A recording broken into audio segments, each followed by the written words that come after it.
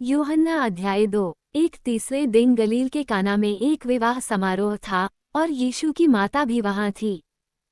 यीशु को भी उसके चेलों के साथ विवाह में बुलाया गया था।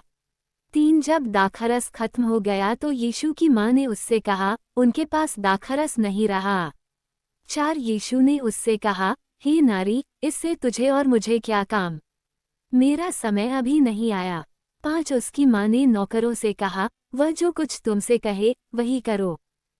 वहां यहूदियों की शुद्धि की रीति के अनुसार पत्थर के 6 मटके धरे हुए थे, जिनमें 2-2, 3-3 मीटर पानी समाता था। यीशु ने उनसे कहा, मटकों में पानी भर दो। उन्होंने उन्हें मुंह तक भर दिया। उसने उनसे कहा, अब कुछ निकालकर भोज के प्रधान के पास ले जाओ।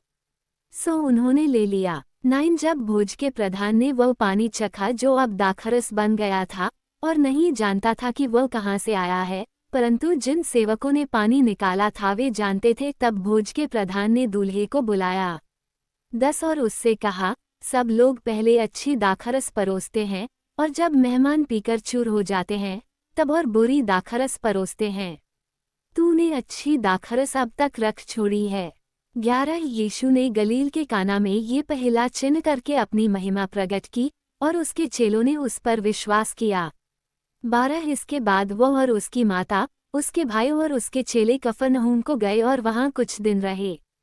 13 यहूदियों का फसह निकट था और यीशु यरूशलेम को गया।